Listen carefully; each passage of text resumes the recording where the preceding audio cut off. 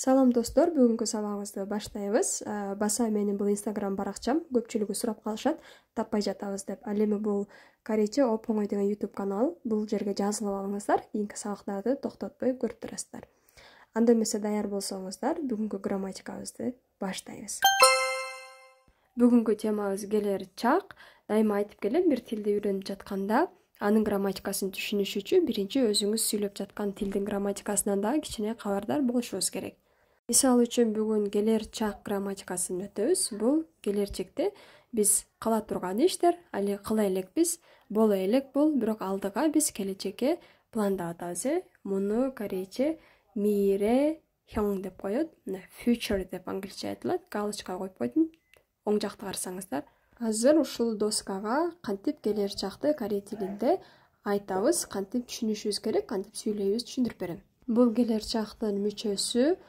Кандай гана этиш болбосун, аркасына эле мүчөнү улай бересиз. Мисал үчүн, емун 친구와 밥을 먹을 거예요. Досум менен тамактанам. Мокта негизги этиш, аркасына өл 거예요 деген мүчөнү эле улап коебуз. Жейм кыргызча же деген сөз болсо, жейм. 이번 주말에 공부할 거예요. Бул эсалуу күнү мен окуймун. 할 거예요. 공부하다 аркасына эле өл 거예요 уланып калды. Негизги этишти аласыз дагы, аркасына өл 거예요ну эле улап кете бересиз. 내일 케이크를 만들 거예요. эртең торт жасаймын. 만들다, 만들 거예요. Орус тилинде я буду болсо, англис тилинде I will. Жана бул өл 거예요 мүчөсү мен, сиз, сиздер, алар, силер бардык жакка жакталып кете берет. Мандыл 거예요 десе, ким жөнүндө айтып атасыз, алдын эле коюп койсоңуз, ошол адамга тиешелүү болуп кете берет. Кайталайбыз дагы бир жолу сүйлөмдөрүбүздү. 친구와 밥을 먹을 거예요. суроо берип атканда интонация гана өзгөрөт. 먹을 거예요 жейсиңби? 공부할 거예요 окуйсуңбу? 만들 거예요 жасайсыңбы? Його гана бир аз басым жасап туруп, көтөрүп айтып койсоңуз, суроо маанисинде болуп калат. Жооп бергенде кайра ушул менен жооп бере бересиз. Эми пачым бар болсо, негизги этиште, мисал үчүн мок та. Тааны алып салганда к пачым бизде, мок өл 거예요. Пачым бар болсо, өл 거예요ну улайт экенбиз. Пачым темасын түшүнбөй атсаңыз, баштапкы сабактарга өтүп көрсөңүз болот. Ал эми пачым жок болсо, негизги этиште, мисал үчүн ода. Ода. Дааны алып салсак, пачым жок, пустой турат бул жер. Ошондуктан л 거예요ну улап коебуз дагы, өл 거예요.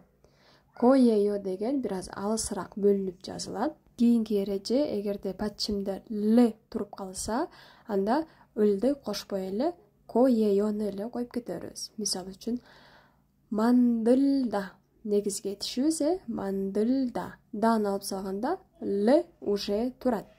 Кайрада кайталап лны койбойбуз, уже турган үчүн 거예요ну эле коюп коебуз дагы, окуганда мандыл 거예요 болуп калды. Башка этиштерде да көңүл буруп карап туруңуз. Пачымде уже л бар болсо, кайра кайталап койбойсуз. Сиздерге 3 этишти бул жерде негизги формуланы көрсөтүп бердим. А сиздер болсо, башка жаттаган этиштерде дагы мына ушундай кылып жасап чыгыңыздар. 먹을 거예요, 공부할 거예요, 만들 거예요 деп жөндөйсүздөр. Жана суроо бергенде кантип суроо берет экенбиз, ушундай кылып мен доскага жазып көрсөткөндөй кылып жазып көрүңүздөр. Суроолор болсо комментарийга калтырыңыздар. Бул сабак түшүнүктүү болдубу жана эмнени үйрөндүңүздөр? Жана кайсыл грамматикалар түшүнүксүз болсо комментарийга жаза кетиңиз. Кийинки сабакты ошол менен даярдайм. Баарыңыздарга рахмат. Кийинки сабакта көрүшкөнгө чейин.